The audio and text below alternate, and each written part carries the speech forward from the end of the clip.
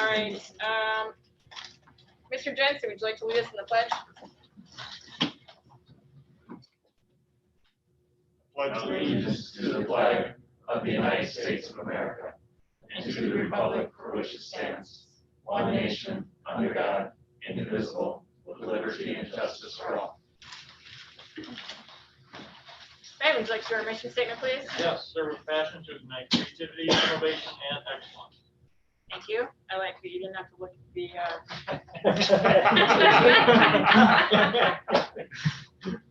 all right, roll call, board members. We have everyone but Jane on my team. She's excused. Brian, it looks like your Everybody's team is here for us this evening. Okay, student reps too. I look for a motion to approve the agenda. I'll motion. Second. Okay, I have a motion by Sean, second by Ken. Is there any discussion? All in favor? Aye. Opposed? Motion carried. We will first move to connection with the community and item A, board reports by our high school student reps. And both of them are here tonight, so you guys can decide who's going first. So yesterday, our National Honor Society had their Chip Your Can event, which is like a food drive. This year, instead of going door to door and asking for food, we just had there's about 7 different locations where people could just drop off food. Homecoming went well. It was not exactly like normal, of course, but we still were able to have courts, a game. We had dress-up days. Instead of painting the windows by the office, we painted canvases. Instead of decorating the halls all out, we decorated each grade's homeroom doors. The pep band got to play at the game, and there were also spirit awards still. Last Thursday at the school forest, our drama department performed Into the Woods. And then yesterday, the choirs performed at the Lion Shelter just for the families. And then there's no school this coming Friday.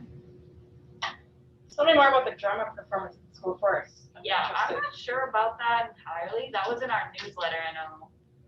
Do you know if that happened at all? It was postponed to this Thursday because of weather. Okay, My newsletter went out before Thursday, so there was a change on Thursday because of weather. So what This exactly, Thursday. tell us more about that. They picked production that has kind of a woodsy production, and they are performing it outside as our school forest as the backdrop and stage, because it's outside, we can socially distance, and it's a smaller cast. So I think there's 20 kids who have casted parts, and will be open similar to our other co-curriculars. Each actor, actress will be allowed 4 tickets for spectators, just like our other co-curricular events. Okay. Will it be recorded? And I don't know, That would be nice. I will Then ask we can that, put it like up live on- stream or just recorded? Either one, just so we can put it up so people can watch it. Great question. I would guess That that sounds kind of interesting. it is, Yeah. it is very creative, and our mission statement to a T, so good for those people. It's a good use of our school forest as well. Yes. Madison, the performance, it was at the Lion Shelter, was it not, because the weather was so terrible I believe so, yeah. for the choir? For. The choir, Yes. right. Yeah, Was it, they use the Lion Shelter. was that always the intent to use the lion shelter? Was that what? Was that the original intent to use the lion shelter, or did it end up there because of No, weather? it was the original intent, because there's an outdoor event, so the doors could be open, and it's allowed a larger number of people to participate and watch. Okay. All right. Any more questions for Maddie? Did she leave anything for Max? Yeah, somehow. So going along with some of the co-curriculars that we have here at West Hill, a lot of our sports teams are continuing further in their season. Obviously now with the weather being a little colder, they're hoping to wrap those things up pretty quickly. Tennis competed at state about 2 weeks ago. We had 3 individuals qualify and compete there. The boys cross country team qualified as well, and their state is this week along with the girls. The football team beat Aquinas on Friday, 22-6, and it was a good homecoming game. The volleyball team took an unfortunate loss against Aquinas on Saturday night, and the soccer team traveled and beat Wachoma 4-1, and and they will travel to Mosinee on Thursday. Does anybody have any questions about our sports teams? Does the football team keep playing them? Yep. Since they won? They're actually not in playoffs yet. I don't believe they have 2 regular season games, and as far as I know, the football team does not have playoffs this season, correct? Okay. All right. So that's, they have how many more games left? They have two weeks left, 2 Fridays. So they could play in the spring again too if they wanted. No. It's 8-game season, they can play 8 games now. They have to declare by a certain date, and then if they, play a certain number of weeks, then they're deemed to have their season up total, so they, when they're all said and done, they'll end up with 5 games played, is that right? This last week was the third game. Yeah. They still have the ability to look for another game if they would want to, we're starting to get to the point where you got a risk versus reward on whether we want to play whenever it would be November, whenever the next Friday after we've got 2 more weeks, so then the week after that, so it must be about the The 13th. 15th or something. It's 13. Yeah, that's getting pretty late in the year. Okay. Any other questions for Max? Thank you, Max and Maddie. Next, we'll move on to correspondence. Nothing there. And item C, citizen participation at board meetings, board policy 186. Pat, we only want signed up? No one tonight? Okay, moving on to reports. First, the business operations. Tom? We had a meeting at 5:30 and had Sean go over our budget for this coming year, and everything should be almost finalized, and we're looking at a tax rate of $9.54, which is about a half a cent lower than last year. That's really it. We covered the budget 3 times tonight. And we'll talk about it again. Any questions for Tom? All right, next move on to the strategic initiatives update by the cabinet team. I guess, does anyone have any questions for anyone on my team as it revolves to their reports? I just want to point out, make notice of, what was it, 4 or 5 years ago when we decided to hire Sam? Did you notice that we're getting the grant was $38,500 in her report? So, because we wanted to test the waters with her a long time ago and get somebody to do that. So we are more than well paying her off. So you're referring to the grant that she wrote to get the Yep. the van. Yep. Yep. I mean, it's just a little piece, and we wanted to see how much somebody could actually start bringing into our district, and it's paying off, it's working. Just want to point it out. Yes, That's that's a a good good call point, out, Tom. Just the other thing that I just want to bring to as an informational item here, as we are moving into a colder part of the season here.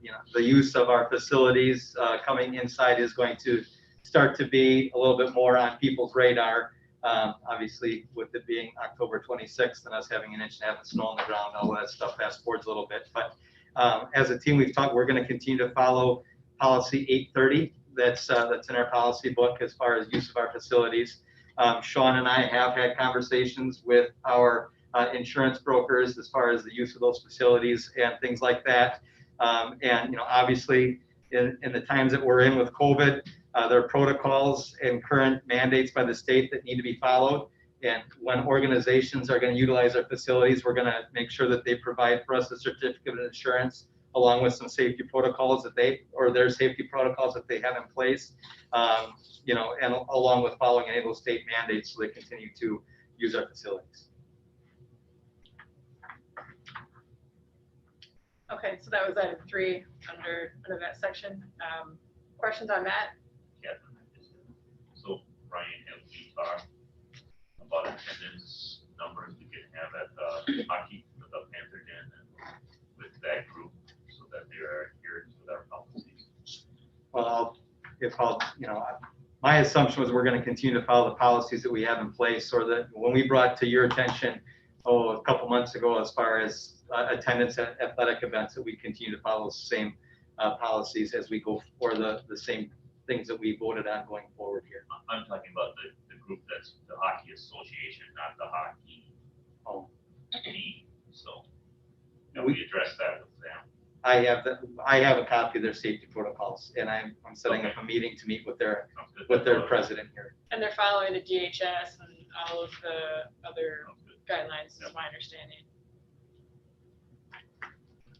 All right, thanks. So if we can, I want to jump back to item 2 and just give an opportunity for each of the principals to share with us a joy or challenge they've got at their building. So Tammy, what's going on at the elementary that you'd like the rest of us to know about?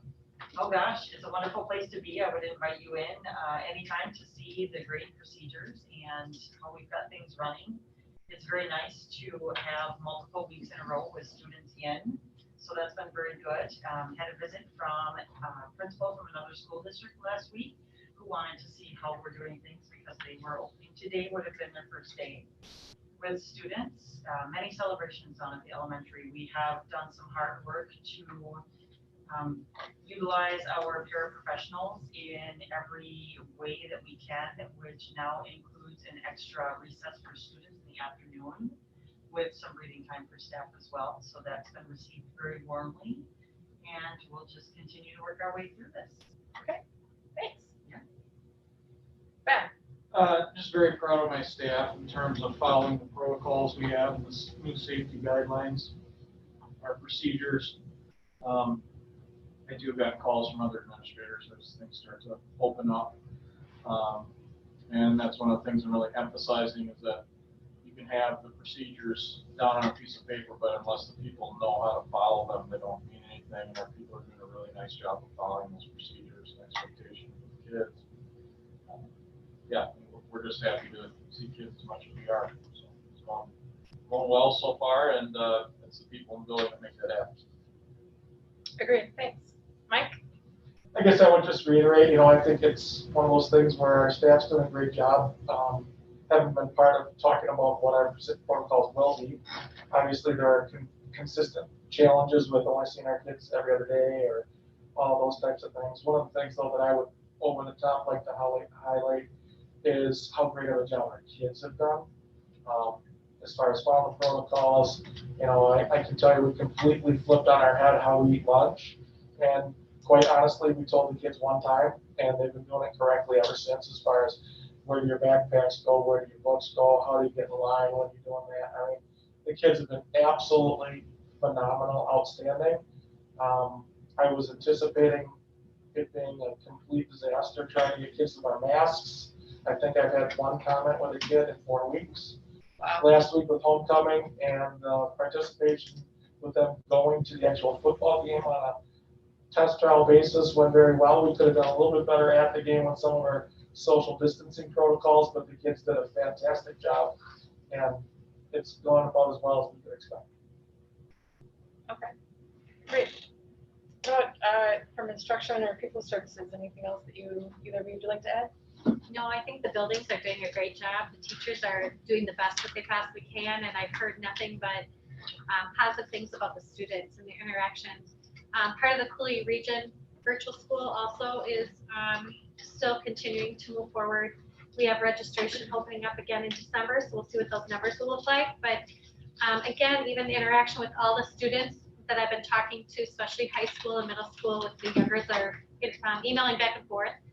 They've all been polite, respectful, thankful in any way that I've ever interacted with them. And that says a lot about what our student population and how we are interacting as a district as a whole. So very proud of the students and really all of our teachers are working so hard at what they're doing. Our case managers have just been doing a wonderful job of helping the students that have more struggles with the blended and online versions of education to make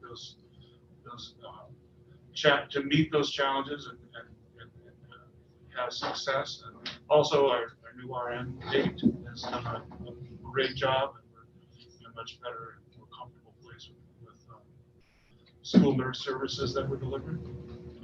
That's good to know.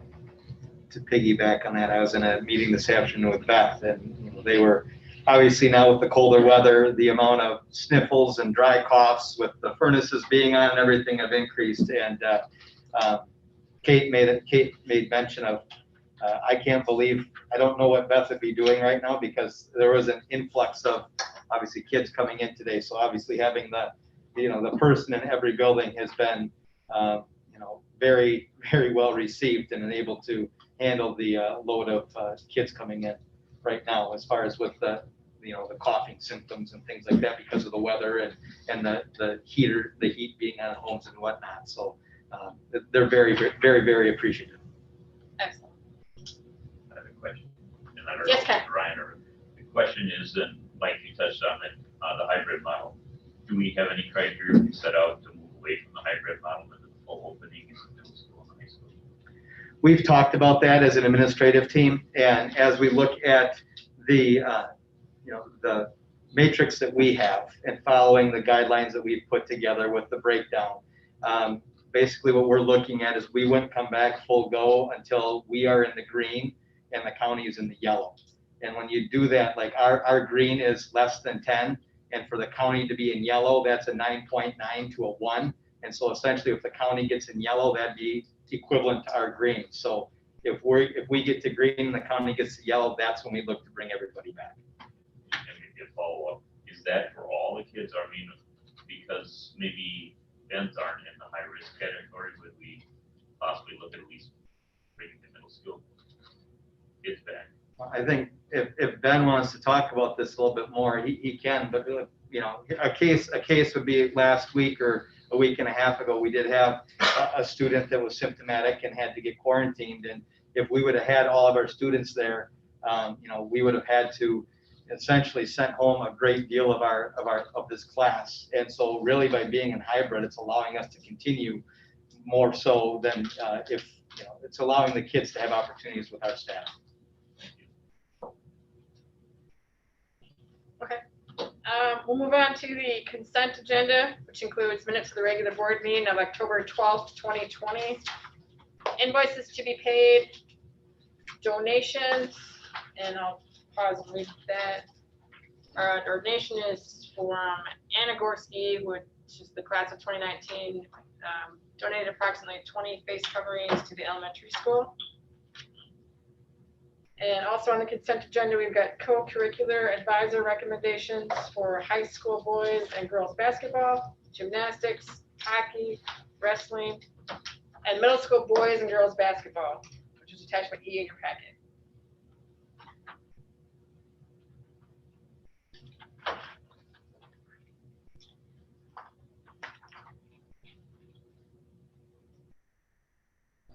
Make a motion to approve all. Thank you, Tom. I'll second. Motion by Tom and a second by Eric. Is there any discussion? Question. Okay. And Ryan Olson's not here, but maybe Ryan can. My question is on the co-curricular recommendations. I see a number of names of people who are, in the high-risk area, but they are not currently school employees. And the question is, have we set up the protocols for those people so that we don't end up bringing COVID in through them, through that means? It worries me when I see some of the volunteers. Yeah. We have the protocols that we have in place within our district, and that, for any of our staff. And so these people, as I'm aware, they know of our protocols, and when it comes to, in stepping up and coaching these opportunities. So by being a volunteer, they're volunteering to go forward and accept that risk. I'll have Ryan double check with these staff members to ensure that. I just want to make sure we're not taking it. And then in my Ben, I know you're a coach, so do the coaches wear masks the whole time during Yes. practice? Okay, thank you. Also, I would say it's the responsibility, if they're an assistant coach, of the head coach to also monitor that. Wouldn't you think? I just want to make sure that we get covered, and that somebody gets back to athletics. I will make sure that, I think we will make sure that they're following the same protocols we would follow for a substitute teacher who comes in the building. Okay, that sounds great. We have self-monitoring, self-check, all those types of things on a daily, regular basis. That seems to make sense to be the same protocol. Yeah, I would agree. Thank you, Mike. Okay, any additional discussion? All right, all in favor? Aye. Opposed? And motion carried. We'll move on to discuss, consider, and take action if appropriate regarding strategic initiatives. First being early college credit request for second semester. Refer to attachment F in your packet. I'll move to approve.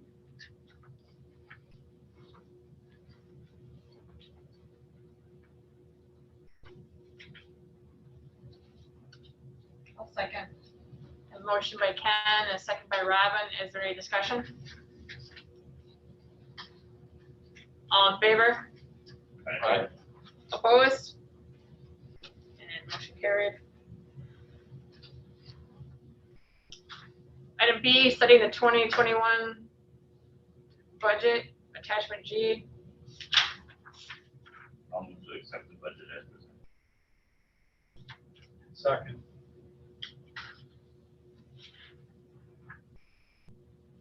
Okay, I have a motion and a second. Is there any discussion? All right, all in favor? Aye. Opposed? Motion carried. Next is item C, certification of the 2020-2021 tax levy. Refer to attachment H in your packet. I'll move to certify the tax levy as presented. Second. Motion by Ken, a second by Tom. Is there any discussion? I think it's just important to note that if people weren't in attendance for the annual meeting portion, the tax levy is getting set at $9.54, which is under the $9.55 that we had for that, we talked about with the passing of the referendum like a year and a half ago. Yep, as it's promised. Yep. Thank you for that reminder, Ryan. Is there any discussion? All right, all in favor? Aye. Opposed? And motion carried. Next up is some proposed 2020-21, I can't say that, calendar amendments, attachment I. Well, as you heard when our administrators started talking about the job that our staff are doing, we've been open here a month, and we're so proud of what they're doing with our students and how hard they're working for them and working with our families. And now that we've been open for a month now, we're going through the 5th week right now. We're starting the 5th week. We have a number of celebrations, but we also have come to learn that there are a lot of challenges too with this. And one of those challenges that we're finding is that due to this, our staff have limited opportunities to collaborate in order to continue to adapt to the current conditions and provide high quality education that we're accustomed to for our kids. And when you look at some of the things that our staff are faced with on a daily basis, and I know we've had a couple of board members that have come through and toured our buildings, but our staff need to have some opportunities in order to continue to hone their instruction of whether they're face-to-face, whether it be blended, whether it be online, or whether they're providing they're providing that needed instruction to those students that are quarantined. So I guess what we're looking for is, as we look at the remainder of this semester, going out to the end of the first semester is January 15th. So as we look from now until January 15th, I guess I'm throwing out or asking for some suggestions of how we can find some of these opportunities for our staff to be able to have that time for collaboration and work throughout those modes of learning that are a challenge to us right now. And we wouldn't be able to be here right now and having this discussion if we wouldn't have been in session for the last 5 weeks. And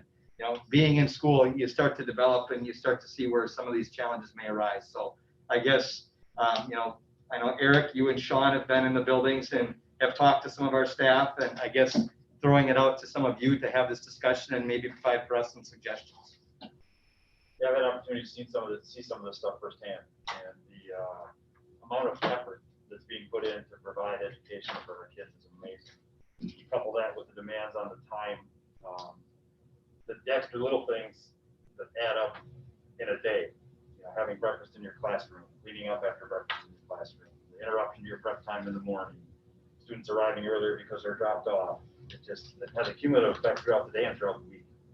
And I think absolutely right. I think one of the biggest gifts, other than our appreciation, that we can provide the staff right now is time. It sounds like I had an opportunity to talk to some high school teachers that have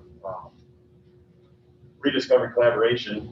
I guess is the right way to say it. Not to say they weren't collaborating before, but the time and effort and energy they're putting in to prepare, the amount of time they're coming in and putting lessons and shooting videos and putting them up online for the students that aren't here during the day, and the sharing of resources between instructors that teach similar sections or classes when they find a good online resource has led to some pretty good discussion. And I think the quality of our education offerings will be better if the teachers have some more time to do that. I also think that there are all taking this task very seriously. I think the impact of a 5-week run of this dual preparation is starting to have a cumulative effect. And I think that there's also some value in just providing some opportunity to take a step back, take a breath, reorganize, pick out the things that are working, continue to develop those with their peers. And so I'm glad you put it on the agenda to have a discussion about this. I'd like to weigh in a little bit on this, just and haven't seen it firsthand last week. I was talking with a Spanish teacher, and think about trying to learn a new language and you can't watch somebody's lips. You can't see their lips and how they enunciate something, and how, you think, I never would have thought of that and how much of a challenge that is. And, I met with 2 different Spanish teachers and asked them about collaboration and what's going good and what can we do to make things better. What are your biggest challenges? Kind of like what you asked Catherine, the admin team. And it's just, we were flipped on our heads. We are doing exactly the best that we can right now, but we're continuing to learn new things and how to do it better. And in this current model, it's nice that we're kind of know where we're going for the foreseeable future, but it'd be also really nice if we had a little bit more time to, deep breath, check in with colleagues, see what's working for them, see what we can implement into their classrooms. I'll also tell you probably one of the most, it was an emotional meeting with a 24-year veteran of our school district. And he said he felt like this was the most difficult year he's ever had. And the reason why is because he beats himself up overnight, every night when he walks out of here, because he knows he can do a better quality of education to these students. His connection isn't the same with these students because of the situation we're in, and he said that's my challenge to get that better. And it really struck me that he's holding himself comparable to a non-COVID situation on the quality of education that he was giving the students, and he's comparing it to the quality that he's given now. And he said, I can do better and I will fight to do better. But he and I had a conversation of doing the best you can in the current environment, and don't absolutely internalize the fact that this is an environment that is absolutely fantastic for education, but what we're providing to these children is the best in this condition. So it was really a heartfelt talk. As you can see, you get choked up talking about it because you see somebody who has so much passion for the education that they give to the children. So I definitely think that we need to give the staff, they've been going at it really hard, and I think we need to do something. I would like to make a motion that on November 13th, on December 11th, and January 15th, if you look at the school calendars, those are Fridays, that we make those professional development days, and we give our staff an opportunity to collaborate and talk and find out what other teachers are doing with, and just give them a chance to take a deep breath a little bit. I think that would do wonders for our staff, and I think it would help the education that we're providing to the children. My motion is November 13th, December 11th, January 15th, Professional Development Day for our staff. I'll second that. Okay, so we have a motion and a second. I want to ask a clarifying question. Did you intend for that to be a half-day afternoon as is recommended, or a full? My recommendation is a full day on those 3 days. I don't think a half day, I made the motion as a full day because I think that is actually absolutely what is needed. I don't think a half day accomplishes what we would like to get, what I would like to get accomplished, so. I'm recommending a full day. My motion is a full day on those 3 days, not half days. Okay, Eric, I just want to make sure that you Yep. understood that and you were Yep. seconding. Yep. Okay. All right, so I'll open it up to any additional discussion. So, Okay. so what is our expectation on those days?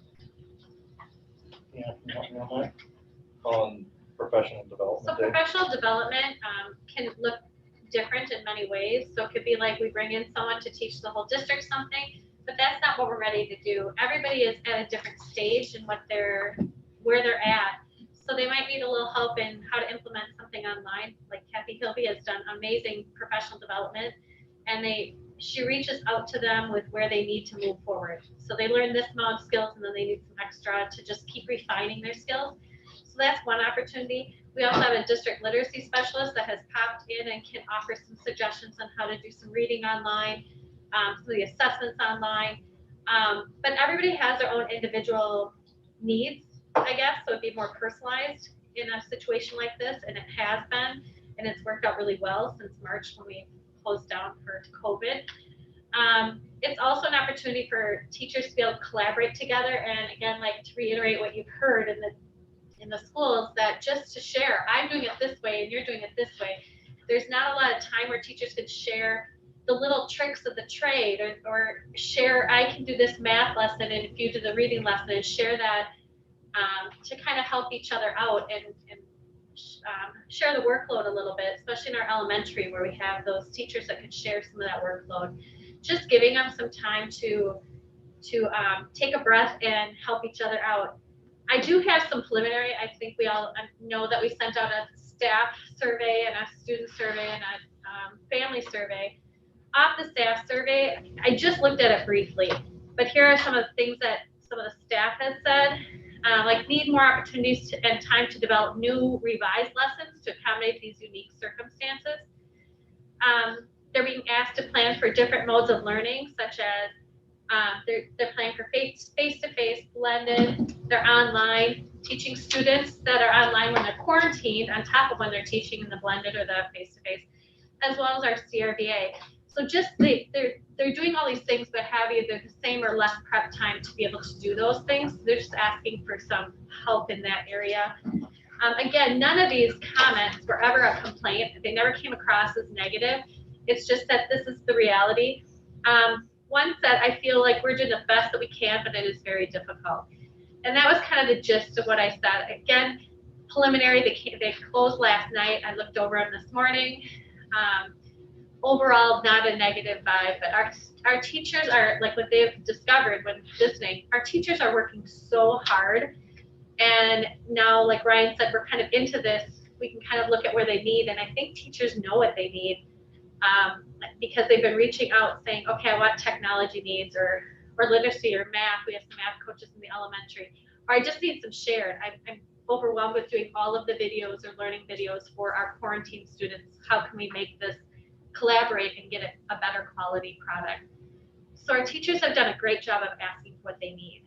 So I think that that's what they're looking, is just plain just having time to help plan and do the best job that they possibly can, because they're working really hard. Yes. So a follow-up. So the schools in the hybrid models, the students who are struggling that week or who need help on Fridays will get on that. Is that what I'm hearing? I think that'd be up to the students and the teacher. But if we give them the day off, we're gonna tell them not to go. I'm not against this, but I could definitely support it. It's not a day off. No, but it's the day without the students. That's a much better way to term it. Yes, I agree, but I mean, so I could support it if we could have the first half of the day where the students who need help, till noon or whatever, you guys determine the time. And then the second half of the day, they can do The collaboration. teachers are gonna do that anyway. If the child needs help, they're gonna have them come in regardless. It doesn't matter when it is. The feedback is just to give you a little bit of premise. We sat with a bunch of students and we talked about their day that when they are not here in the facility. Yeah. Check in with homeroom. When are you doing your work? Some of them want to get it done right away. Some of them are going to wait till the afternoon. One of them said, I do better after dinner. So my question is, well, what if you have a question on the work and it's after dinner? He said, well, I just email my teacher. And I said, your teacher gets back to you? And he says, yes, every time. So it doesn't matter whether it's 6 o'clock at night or a Saturday morning or whatever. The teachers are absolutely, that's what they have to do to make a go of this in this current situation. So if they feel like they need to have a student come in, I'm 100% positive that they would come in on one of these days if the student needed that. If they wanted to do that, they could set that up. But they will be in anyway. I mean, these aren't days off, these are in-school days, Correct. collaboration, but I have trouble supporting it if we aren't blocking time off for the students. I'm just saying, So maybe this piggybacks on Ken's question a little bit, and it might be premature since we're just at this stage of talking about adding this additional time, but would there be like some structured sessions that we want to teach about, or will it be kind of open? Will each building do something? Like how might this normally go if we had a full day for development? On a normal professional development day, we would set up some things like on Friday having staff meetings, or for instance, Kathy Hilby's coming in to talk to the high school on this Friday and to do some professional development. So sometimes we have a structure. So we believe that they all need this information on professional learning communities or on Schoology because it's new to them, or we had elementary in the spring, we had Seesaw. So sometimes it's very structured, and sometimes it's like my team just needs to get together and figure out how we're going to do this when the kids are quarantined. That would not be structured for me. That would be them collaborating and saying, you know what, we need to work smarter on this, and we still want to provide our students all this high quality education that they deserve if they're asked to quarantine for those 2 weeks. But how can we do it while we're still teaching face-to-face as an elementary teacher? What can we do to create those lessons, or what can we do to make it a better situation? That would be something that wouldn't be structured through me. That would be their teams designing that. So, or structured through the buildings, not necessarily through me, but we can make it look whatever we want. But right now, I think the teachers are begging for, I know what I need, and it's creating lessons or change or figuring out how to go through these modes of learning. I'm responsible for these different modes of learning. I don't know how to do that, but it's really looking at the content they're teaching and how I'm going to post it online, how am I going to do it face-to-face, and how am I going to do it this way. That's very individualized. So, I mean, I'm open to whatever they need and can help guide that. But at the same time, I think our staff, because of the comments and what you've heard, is I think they know what they need, and they'll reach out. It provides them that PLC opportunity, especially in that grades, K through 5, where they haven't had that opportunity to have those PLC collaborative conversations. Because they've had students every single day. Because well, and that's a good thing. Correct. That's a good thing that our students are here, but they haven't had that professional development or the professional learning community opportunities to expand upon that. We'll talk about that, but we have preliminary numbers in from our district assessments, and our kid, we haven't had a digression in our students from last winter to right now. When we went through our fall assessments, a lot of our students are still performing at or above where they would have been at a year ago. When I say, that's I'm sorry, can we say that again?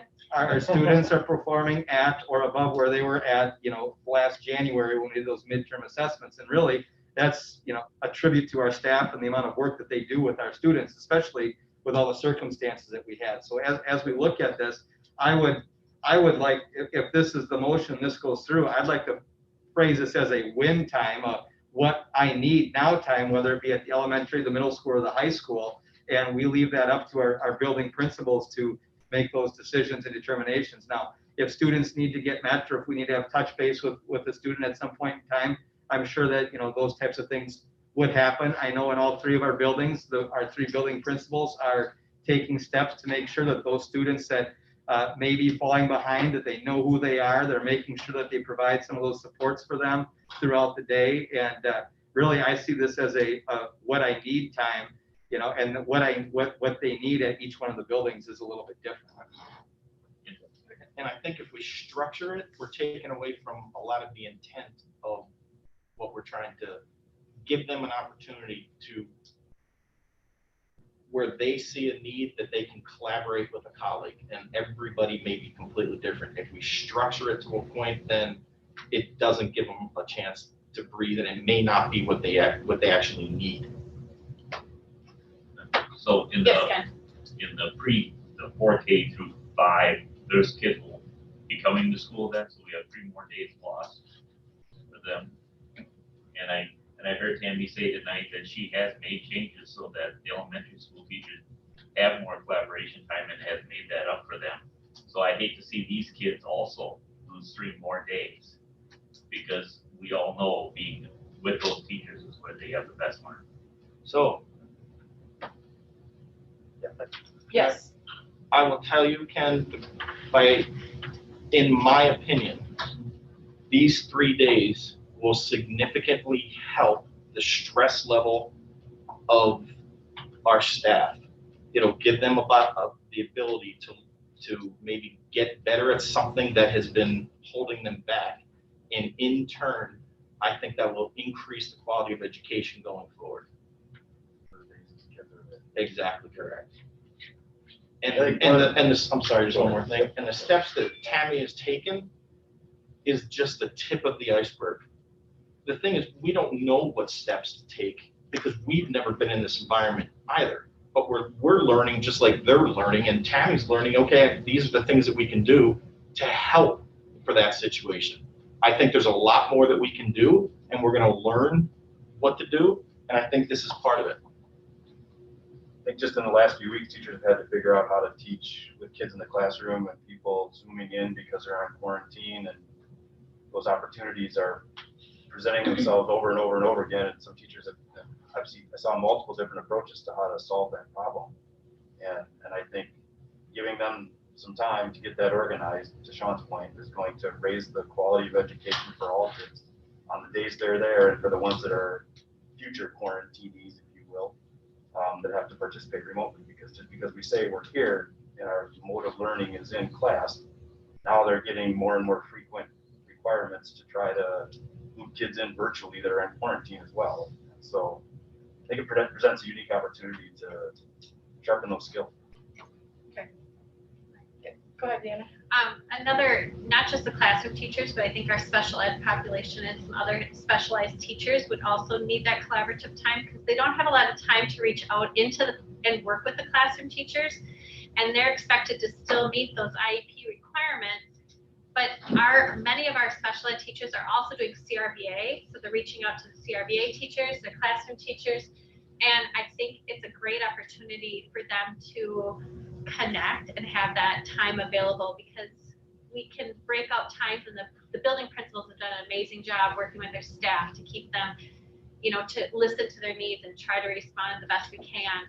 But we also have these other unique situations that are really difficult for them to integrate into those conversations that they've had. So just another area that could use some help in those situations. Okay. Tom or Robin, do either of you want to win?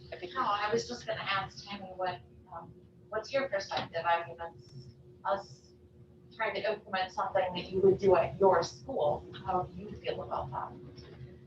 Thank you. I'm sitting here listening to this great conversation, and the thing that is striking me right now is people who aren't in the walls doing what these teachers are doing every day don't understand how deep this goes. And it sounds like, yeah, you're taking 3 days without kids, and so what are they gonna do? But I am telling you, if you give these teachers these 3 days, they will be nonstop talking about how they can do things better for their kids. It won't be sitting around and having social time or relax. They're not gonna relax as much as we tell them to and we want them to. They're not. Their students are always at the forefront of their mind. And when they have time together, they're talking about what can we do to better serve our students. They understand that things aren't the same in this environment that we're in. And they're trying to figure it out as they go along on what can we do that's going to have the biggest impact. I think that's, I love this idea, and I just wish that more people understood that if staff is given this time, it's not, I don't even know, for lack of a better term, a breather. Because the students are always at the forefront of their minds, and they're always what they're basing their decisions on. So I think it would be time well used, and I agree with Sean too, having seen that and heard that these 3 days will have a huge impact on future days with students. That they just don't have the time to have those conversations, thoughts, or ideas right now. Thank you for that. Anyone else want to weigh in before we vote? I think what we're looking at, Ken's point is really what we're looking at here is quality versus quantity. And the old world thought, Ken, is quantity. I don't think that's true anymore. I think the better the quality, the more effective and efficient we become. And if we're talking 3 days or 3 months to improve that quality, to me, that's what makes Wassail Wassail. Just that simple. I think that was well stated, Tom. I would agree that we're going to provide quality education for all children, and by giving these 3 days, it's going to allow our teachers to be more efficient in delivering that instruction. Then it's definitely something we should consider. Yes, Ken? And I'll just say that I will vote against this, not because I don't think our teachers need time, but I know the biggest thing I hear from the parents right now is they want their kids in school, they want the interface. And in the high school where you're doing your hybrid model, I know that you're trying to do well, but there are a lot of students still struggling, and they need that time with those teachers. And not hearing a plan for that they will have a time where they can still contact them on that day, I just can't support it. But I'm okay as a board, I'll go on with whatever the board decision is. Sure, Ben. I think if this is approved, I think the staff will really appreciate it, but beyond appreciation, there will be a plan. And there'll be certainly professional development related to the COVID situation, but I'm also looking at this as a wonderful opportunity to continue in the professional development that we had started prior to COVID, because I don't want to just be the best middle school during COVID, I want to be the best middle school after COVID. And I think continuing on where we were, having some of that time would be very beneficial for staff to have some of that time. And also to Ken's point, I just want to let you know that if the teachers have the time and we can figure out a way to bring in kids and meet their needs during that time, we will do that. So for example, today, it was made official early release about tomorrow, and I had a teacher in my office. Well, I got a kid, I'll work it out with the family. I mean, they wanted them there because they were behind and they cared. And so in those types of situations, I just want you to know that we will make those things work. Okay. And that's happening on a regular basis. I know. So just because they're not scheduled to be in doesn't mean our teachers aren't making themselves available for kids to come in. And the other thing that was very eye-opening to me was on days when students are, let's say, Ken, you're not supposed to be in school on Tuesday. You, the student, are asking to come into school for extra help the entire school day. and that is being accommodated. So kids are asking to come into school and be here, and if we can accommodate them, they are being accommodated. Mr. Yane is doing a fantastic job of doing that. I sat with him for a while, and it's pretty eye-opening on the number of students he's dealing with. And it's nice to hear that's happening, but with our COVID policy, I hope that's not happening, because that's flying in the face of our policy we have on keeping the kids isolated to groups. They are isolated. So I'm wondering though, if we take these days from the half day as recommended to a full day, are we gonna run into any trouble with instructional minutes? That's something that we can look at as far as days go. There's a lot of things that we can do to investigate that. We could look at this as a, quote unquote, a virtual learning day as well, where there could be provided opportunities for them on Thursday before they leave for the weekend with activities and assignments to go over. So then, the completion of those on that Friday, where we could include those as instructional minutes. Those are some things that we would, that Deanna and I would look into as far as the instructional minutes prior to, anything like this going in place, where we could look to count those days minute-wise and then still provide some of those opportunities for our staff. Okay, excellent. All right, so we've had some really good discussion. And so I think we'll go around and have a vote since we've got a motion in a second.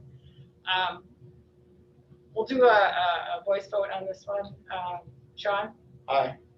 Eric? Aye. Tom? Aye. Robin? Aye. Ken? Nay. And the chair votes aye, so motion carried. All right, this will end our live stream session of the board meeting, and we'll take a couple minute break to get situated into our